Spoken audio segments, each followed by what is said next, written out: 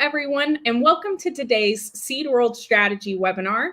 My name is Alex Martin, and I serve as the editor for Seed World. And today I'm absolutely happy to be your host. 2023 is in full swing. Though it's not really time for New Year's resolutions anymore, we're hoping today might help all of you with a couple of different goals you might have to better yourself and better your team. Today, we're going to dive right into a topic called, Does Your Management Style Suit Your Team? As we navigate through the constantly evolving world, it's crucial for managers to adapt their leadership styles to suit their team's needs. With baby boomers transitioning out of the workforce and Gen Z taking their place, it's really essential to start exploring how to manage diverse teams effectively. The pandemic brought about significant changes in the way we as businesses operate, and managers need to be equipped with the right tools to lead their teams during these challenging times. As a team manager, it's crucial to ask yourself, does my management style suit my team?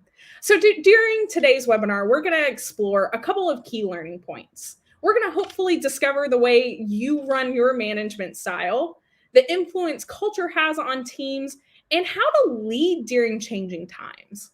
I'd also like to let you know that today's webinar is being recorded, and it's going to be available at seedworld.com a little bit later this week. And also during the panel, we'd really like to encourage everyone to ask questions when you have them. I'll be sure to filter those to our panelists during our discussion. Now, let's go ahead and bring in our expert panel. Today, I'd like to present our three panelists. Jonathan Shaver, who is president and owner of Envision Partners, LLC. Jake Ware, who is business manager for HM Claus and chair of ASTA's lead committee. And Rhonda Warner, who is director of people and culture of Ag One Source. Jonathan, Jake, and Rhonda, thank you so much for joining me today to help the seed sector learn how to better manage their teams. I figured today we could start with some very brief introductions before we dive into our questions. So, Jonathan, I'll let you start. Can you introduce yourself and a little bit about Envision Partners? Thank you, Alex, very much for the invitation today. This is a really critical topic, particularly for new managers or managers of new teams. And I've been a leadership coach in the seed industry now for 12 years. And my specific niche with coaching and leadership development and management development is in this specific transition of becoming a new manager or a manager of new teams. Thank you so much, Jonathan. Jake, we'll go ahead and let you take it away for your next introduction as well. Thanks, Alex. Appreciate you having me here. First of all, it's nice to see you again. So yeah, a little bit about me. So my role at HM Claus is called business manager, which essentially means I'm running a portion of the business as it relates to sales and product development. So currently I lead a team of sales reps and product development reps, some people that do both. And we're focused, the business we do is focused on our direct sales. So we sell seed to like vegetable freezers and canners, and they really want the right genetic to give them the right product for their customers. We sell directly to them on that. My responsibilities within LEAD. So first of all, LEAD stands for Leadership, Education, and Development. So I'm the chair of this committee, and we focus on really bringing leadership content to mid to high level leaders. And also we do a lot of work with students and really helping them with their next steps. What we do is fairly conference focused. So ASTA has, a few different conferences that they provide for their members. And in fact, right now we're working very heavily on the Leadership Summit, which is happening in Sacramento in June. So just a quick shameless plug, anyone that's looking for leadership training and you're in the seed industry, it really doesn't get any better than this because, you look at, you want to be able to have this leadership training and having something that's really catered to your industry is something that is really quite valuable. So on top of that, a shout out to any students in the Sacramento area. We are designing additional content that's catered specifically for you and also having a job fair there. So sorry, Alex, shameless plug, but it's a little bit about me and what we're working on right now. No, thanks, Jake. I feel like that's an important thing to take note of in the coming months. I mean, June is only about 2 months away. Rhonda, I'll let you kick it off with our very final introduction. Perfect. Thanks again for having me today. So I'm Rhonda Werner. I am with Ag One Source. So we are professional and executive recruiters specifically for the ag industry. I have been here for 16 years, primarily as a recruiter for our clients. But the last couple of years, I've really focused on our own internal hiring and really digging into what our culture is and how we not only hire for behavioral styles for the roles that we're looking for, but also hiring on our culture. Because I feel like it's really two separate pieces of the puzzle. So amazing. Thank you so much, Rhonda. I guess with that, let's go ahead and dive into some questions. I figured today we could start with a question directed to all three of you. I figured we could go in the order that we just went in, Jonathan, Jake, and then finally ending with Rhonda. But I'd love to get our minds kicked into gear for this topic. How have you seen the world of business, and more specifically, the world of management, change over the last few years? Jonathan, I'll give you the mic first. All right.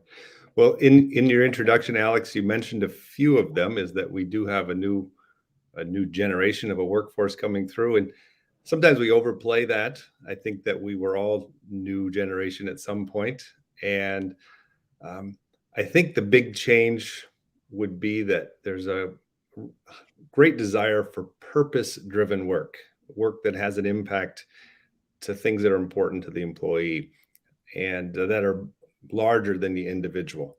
And I don't think agriculture is short of having mission and purpose. And this is something we really need to take the opportunity as an industry, but as a manager, I think also finding ways to connect the day-to-day work to a larger purpose and a larger impact is an important change in how we lead and manage employees.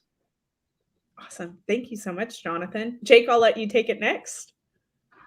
First of all, I think that's a good point, Jonathan. Well put. And with this, you mentioned the workplace changed somewhat through the pandemic with remote versus in person, and we're trying to find our way here. There's definitely change there. Everybody sees that. Everybody understands that. I would add to that we have market instability right now within the seed industry. We have market movement to these consumers.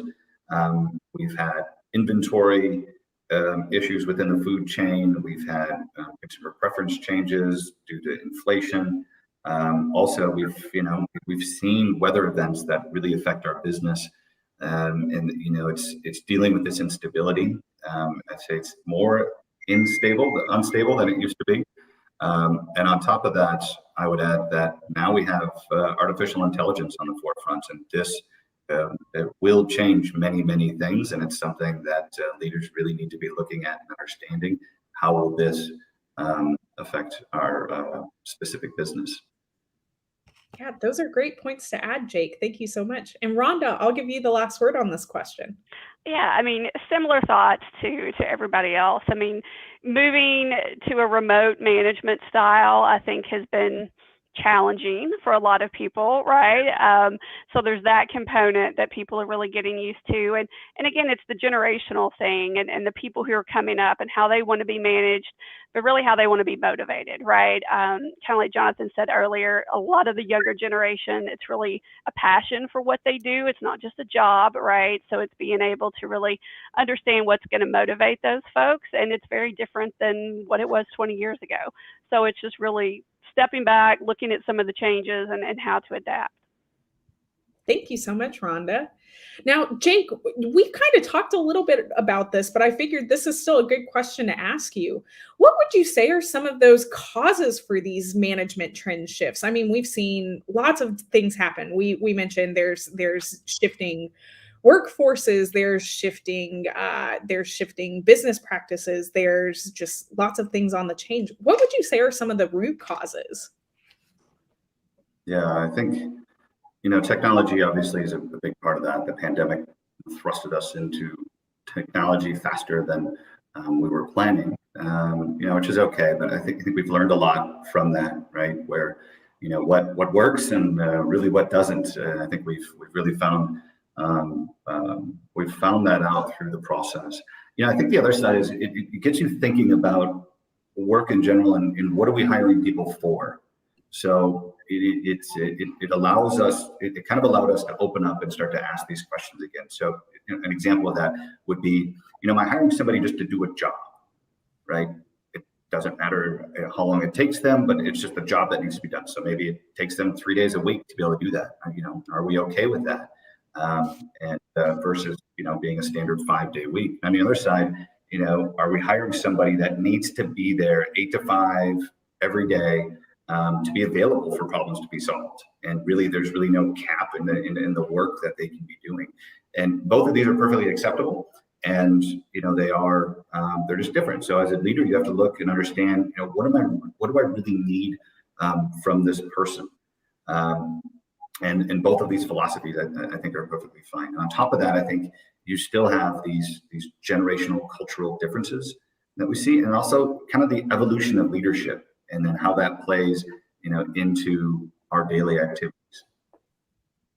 Awesome. Thank you so much, Jake. I think we're really going to dive into some of those points that you made a little bit later in our conversation, but I love that you mentioned there are things like the evolution of leadership and technology really influencing it. Jonathan, you have worked with a few different companies. What are some different management styles you typically see in the workplace? Typical management styles, I would say that there isn't. I think we see all the different management styles. We might call some of them directive, pace setting, more hands-off, laissez-faire. You see empathetic and supportive kinds of management styles, democratic, consensus level, right? So they all exist, and just to name some of them, and that might resonate with some of our viewers today, those particular names and titles. Think that it's not necessarily the style that you have. We all have a default management style, the place that we start. It's really the key is knowing that style and then being able to flex our style to the situation, to match the people that we're leading or we're trying to influence, or the situation that it called for. And so flexing in the short term to match the situation, and being aware of what our management style is and knowing whether or not it's the right one for the particular situation. Sure. I think that makes a lot of sense, Jonathan. And I think we're going to probably get into talking a little bit about flexibility.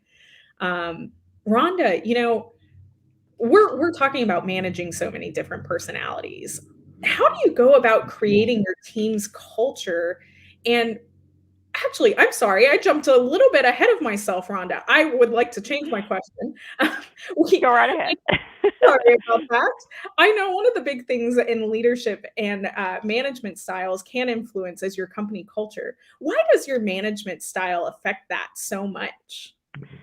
I think it really goes into, does the company itself, have they defined their true company culture? And are they hiring people based on that? A lot of times companies want to hire solely based on somebody's prior experiences or successes, right? And that's part of it.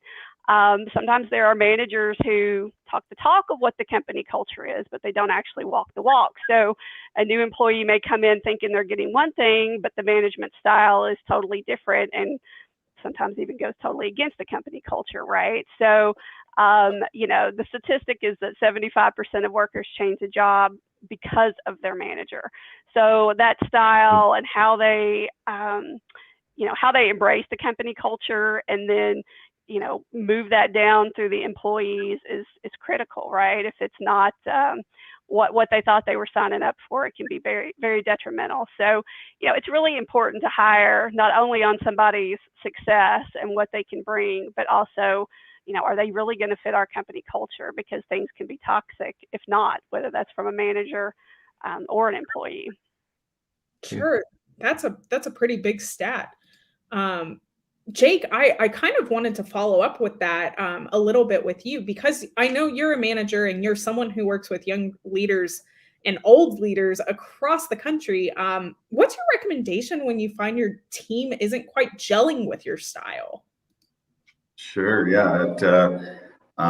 First, I would say that, there's really no optimum, as I think Jonathan said quite well. There's not one optimum management style for all situations. So this is going to happen to anybody. So if they're not gelling, as you put it, with your style, I think the first thing you need to understand is what is it they're not, that's not working. And quite frankly, I believe in communication. So to figure this out, you really do need to ask them, try to understand, what it is. So you could, maybe have one-on-one. Don't make it awkward in front of a big group, but have one-on-one. Maybe you have a leader kind of within your own team. That's a great person to reach out to. Also, I've done the Korn Ferry survey, 360 leadership process. This is a great way to do it anonymously, where they can actually do a survey of your leadership and, provide some comments and help you understand. Now, fair warning, especially with the anonymous ones, there's going to be some things in there that sting a little, and that's okay. That's kind of the point, right? You're trying to figure out what is it that I'm doing wrong, and it's one of the big things that I think we struggle with in general is we think we're perceived one way when actually we're perceived another way. And if we can understand that, it's really, really critical and valuable to be able to begin working on that, because we can be quite blind to it.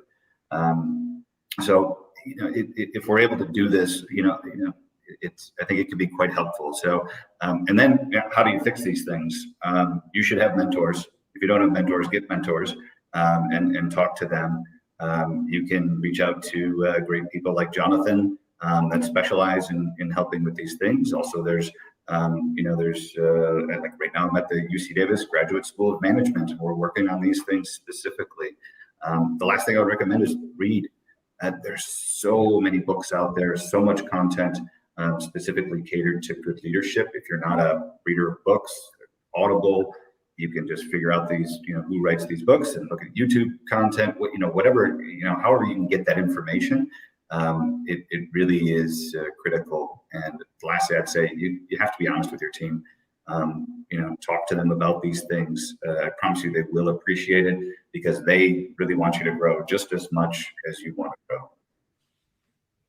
Yeah, thanks so much, Jake. I love that you mentioned getting a mentor. I feel like that's maybe one thing people forget, is that you don't have to do it alone. You can get advice from your peers, from people you look up to, and things like that. For sure. Awesome. Rhonda, we're going to go back to my company culture question that I started asking you a few minutes ago. But, while we're managing so many different personalities, how do you really go about creating your team's culture? You talked about the right personalities can make it great, and the wrong personalities can make it a little difficult to manage. How do you go about making that, and why should it matter in the long run? Yeah, well, I think there's two key parts to it, right? It's understanding yourself as a manager and understanding your team. I think Jake mentioned some assessments. We do some assessments with our clients as well that really dig into that, understanding those behavioral styles and how you come across as a manager. And again, sometimes it's asking those questions and getting that feedback that sometimes hurts, right, as to what your team is thinking and how you come across to them. So the first part, I think, is just really understanding how everybody on your team ticks, right? Not everybody's going to communicate the same. Not everybody's going to learn the same way. So you as a manager need to be adaptable to that team, because we're not going to hire a bunch of clones and everybody's going to be exactly the same, right? But from a cultural standpoint, it's really understanding what that is. What are your core values? Do the people on your team resonate with those core values? Is there an individual that's way off in left field on something in particular? Is that a conversation you can have? But you have to kind of understand what the values are for your company, and the team normally goes hand in hand with that too. But understanding those styles and being able to adapt to managing them, as well as, again, hiring on those core values. If you're not hiring someone that believes in the same things you do, probably going to be difficult from a management standpoint. Sure. Awesome. Thank you so much, Rhonda. And Jake, another question for you.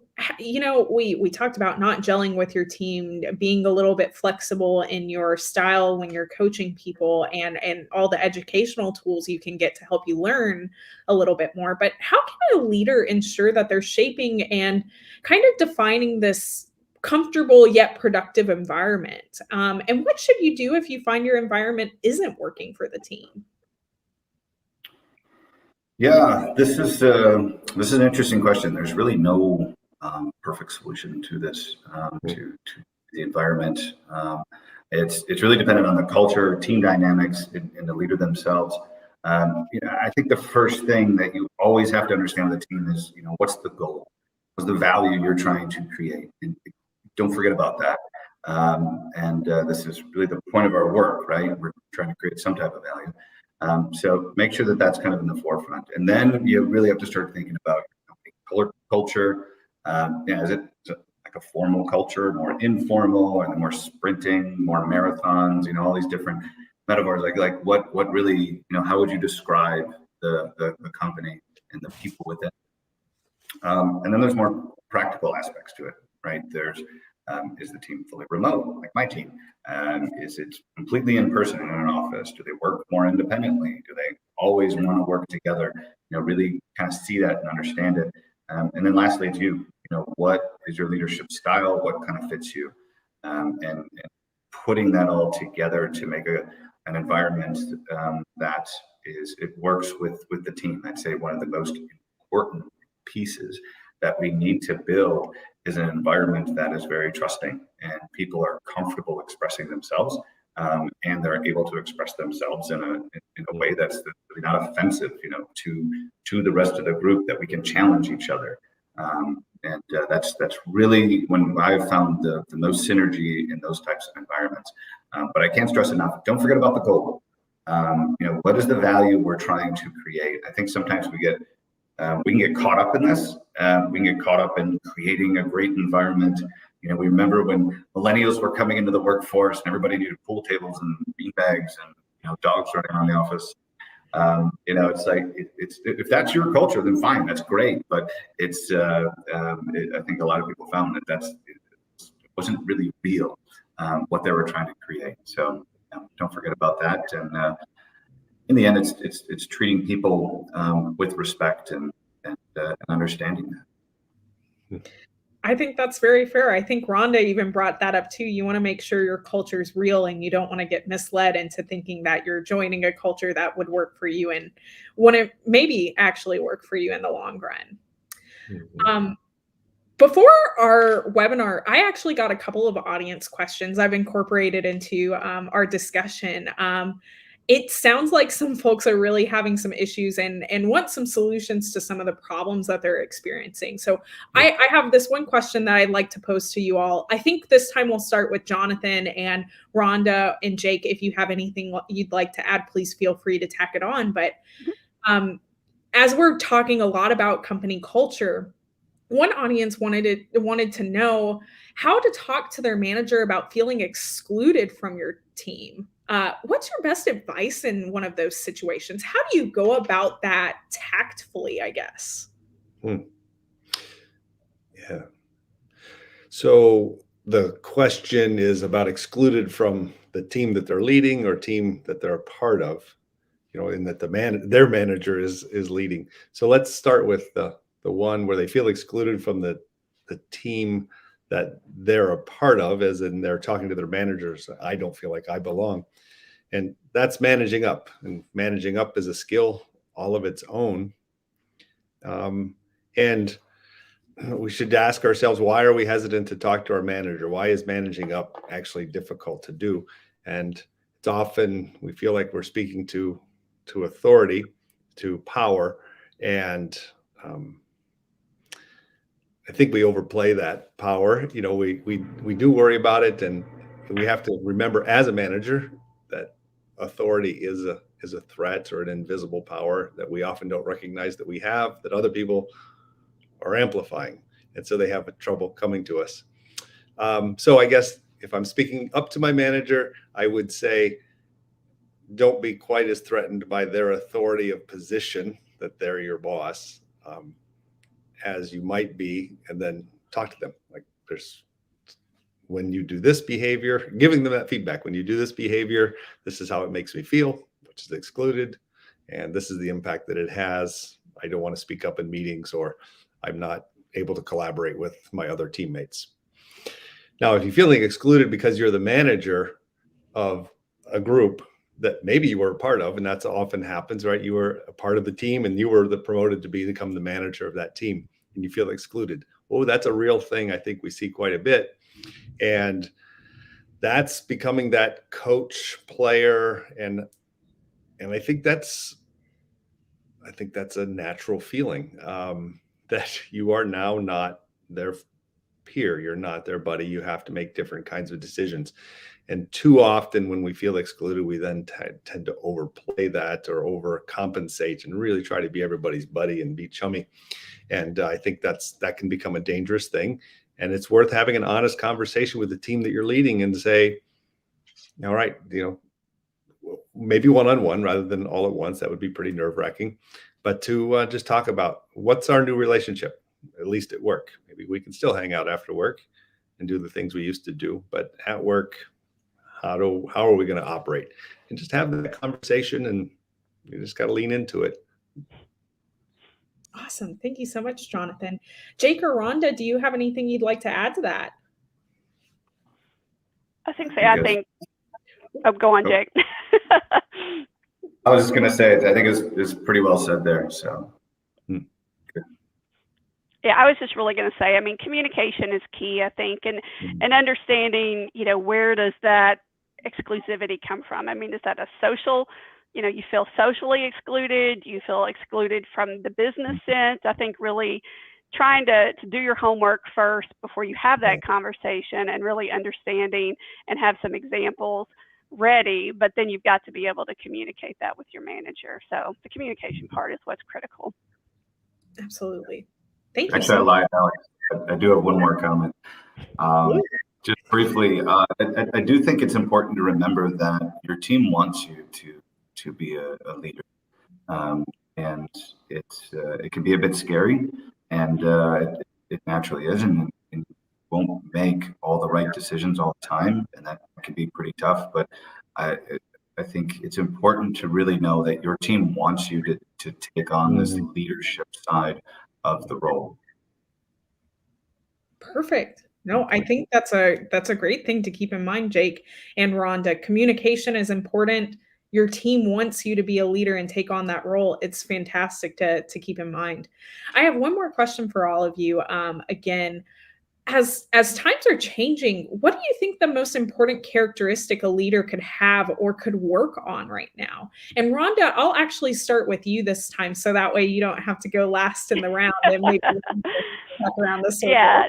The two key things I jotted down as I was thinking about this is adaptability and listening skills, right? I think that's critical as we're making some of the generational changes in management and employees, right? But even having different personality styles that you're managing, if you can't be adaptable to some of those and to understand their point of view and where they may be coming from, it's going to be a struggle, right? So being adaptable and really listening to what your employees are saying, and that communication style is going to be key.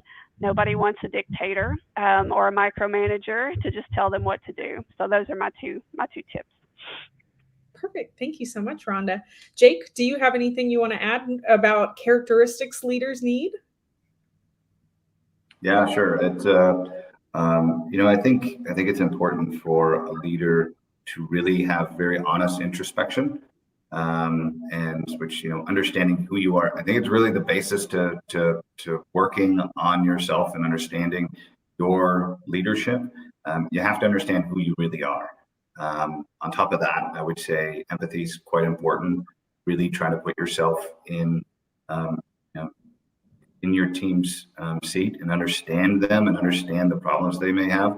And, also, separate the person from the problem and understand, like, okay, we can't get too emotional about these things, and to be able to really bring the team back down to here's the actual situation we have, and here's how we guide it towards a solution. I think these are being the calm in the storm can be really critical. Thank you. And then Jonathan, do you have anything you want to add to it? When you asked the question, I listed self-awareness, right? Knowing yourself, paying attention to yourself in every situation. So I'll spin it a little bit off of Jake's point and call it intentionality, that we're going to run into a lot of situations, particularly a lot of new situations as a manager. And you will learn and you will grow through every situation. But if we're intentional about saying, okay, what am I learning in this situation? What did I learn in this situation? So using some reflection, that intentional self-awareness of how you responded to a situation, maybe even how other people responded to the same situation, is how we learn with intentionality, and it changes the trajectory of our development. So I'll call it intentionality to sum it up. I think that's perfect. Jonathan, I know one of your other favorite terms to use for leaders is the term resilience, and that a leader needs some of this resiliency in this day and age. Can you kind of define what that means a little bit more for us? Sure. And resilience, Jake, isn't that just the topic of the upcoming ASTA Leadership Summit that we have in June? I believe it is, Jonathan. Yeah, right. So resilience. And so resilience is the ability to adapt to those challenging situations through our emotional and behavioral flexibility, that word again, in the, as we have new demands and new challenges come to us. So it's adapting to challenging situations. And facing demands and facing challenges ourselves and then guiding other people through it, that is the job of a manager. And so that's why resilience is such an important piece for managers. And so resilience isn't necessarily a skill, but resilience is a way of being. And it's something that, I guess what we call a positive energy, that when we hit those situations, it's something we can tap into. It's a flexibility, it's an adaptability, it's a plasticity, it's a source of energy that isn't a skill that you say, okay, I'm showing my resilient skill, this is what it looks like. It's something you build up, and that's through mindfulness, that's through exercise, good eating habits, good sleep, all of those things that we talk about, good mental health, good physical health, gives you the ability to take on a mental challenge in the same way that we take on a physical challenge. And so it's resiliency is that source of energy that we need to be flexible to manage all these changing situations and changing needs of people and new situations that we're going to run into.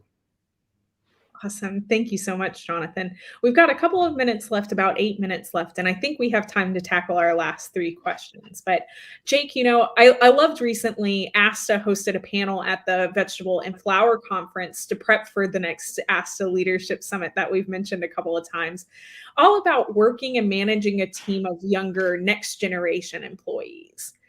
What is your best solution or suggestion, I guess, to working through this kind of generation turnover? And how do you think leaders can prepare and better understand the new generations they're going to help manage? Yeah, I agree. That was a really fun panel, by the way, and the students were fantastic and really participative. I enjoyed it. To answer your question, I would start with saying, talk to them. Spend time with them. It's sometimes we get caught up in, we're seeing these different pieces on different generations, and these generations are like this or like that, and we start to build some confirmation bias behind that. I've had wonderful experiences with students over the past few years, and also with younger people that are new to the workforce. Hired some fantastic people that are new to the workforce. And so I'd really caution people, don't let your opinion be formed by others, who probably haven't spent the time to really talk, to these younger folks. That being said, I would also add that, young adults are really hungry for knowledge and wisdom. So don't be afraid to teach. It's the beginning of time. It's always really been necessary for those with experience to teach the new generation what they know, so that generation can stand on your shoulders and maybe do things a little bit differently, but also through what they've learned from you. So both of those things would be a good start. Awesome. Thank you so much, Jake. I think this other audience question I got before the webinar is actually going to kind of sound a little bit similar to that question. A gal in the seed sector was looking for advice. She mentioned, a common trend among new managers is that they're really excited, as Jake described, hungry to tackle change and big issues, but might be met with a brick wall from their upper management. She wanted to know, without being disrespectful or condescending, how do you gain that respect, that to try and get the opportunity to try these new things and be met with grace at the same time? Rhonda, I might let you take a stab at this one and see if Jake or Jonathan have anything they'd like to add after. Yeah, no, it's interesting. I think a lot of times, new managers, they're excited. They have lots of great ideas, and the upper management sometimes doesn't want to let them spread their wings and fly as largely, as quickly as what they would want. So, I think it's just stepping back and understanding that, I don't want to squash your goals completely, but let's figure out how to tackle this in maybe smaller increments. I think a lot of times it's just the big initial change that's sometimes scary for those above them. But they're really excited to make changes. So it's, okay, if I can't get from point A to point B directly, what are some of the little steps I can take along the way to be able to eventually get there, or at least prove that what I'm trying to do is going to work, right? So that we can go on and take some of the bigger steps. So, I would think just try to start small and try to communicate that with your manager. Awesome. Thank you so much, Rhonda. Jonathan or Jake, did you have anything you wanted to add on to that one? I think it's first of all, definitely agree with Rhonda on this. I also think it's important to, we talked about empathy and giving people the benefit of the doubt with our team. We can also do this with our leadership, right? And it's important to, when you're thinking about approaching them, try to really put yourself in their shoes and understand, what are they really trying to achieve, right? And what are the hurdles that they have that are in front of them with this achievement? And what are the things that you can do to help with this endeavor? And if you can come with real solutions to the problems, they will begin to be open to new ideas. And really what you're doing there is you're building credibility. And the more credibility and trust that these leaders have in you, the more they're going to be willing to take on a risk with a new idea. And secondly, I would definitely agree with Rhonda on the sides of the risk. Make sure you really understand that. Sometimes we're going to solve the world's problems and bet the farm, and it's really not necessary. So really understand the risk that you're taking with this new idea and relate that to the business in a very real way. Mm-hmm. Thank you so much, Jake. Jonathan, anything to add? Yeah, I would say that when you're met with a brick wall, be curious. Respectfully ask why. What is in the decision, and really learn and hit it with a curious stance, not a defensive stance or an offensive stance, and learn from your supervisor, your manager. What is your job, as Jake just said. What are the problems you're trying to solve? What's the next level? And learn so that you can start to collect the tools, the experiences that you need to take on that kind of role. Thank you so much, Jonathan. We have one last question before we wrap up for the day.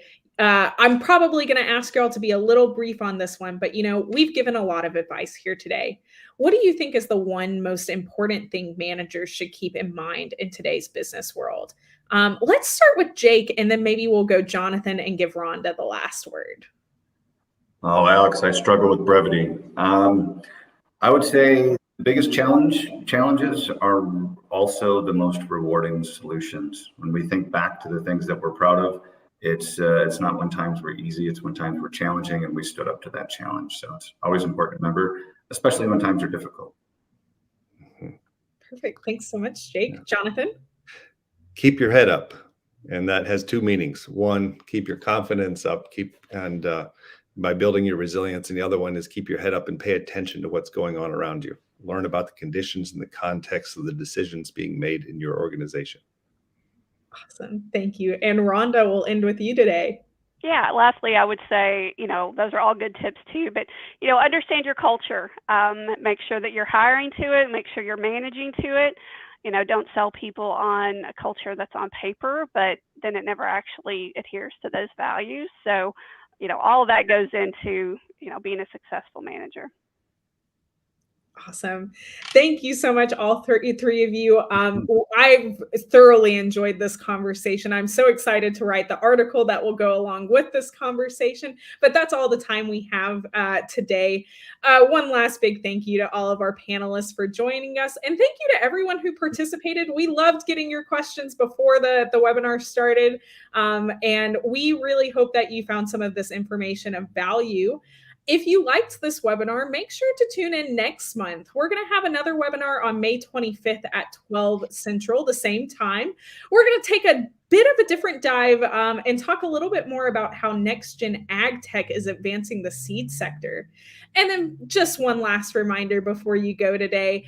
If you missed any part of this webinar, don't worry. We'll be sending you a recording of it, and a recording of the webinar will be made available later at seedworld.com. So thank you so much again, everyone. We hope you have a terrific day. This is Alex Martin of Seed World signing off.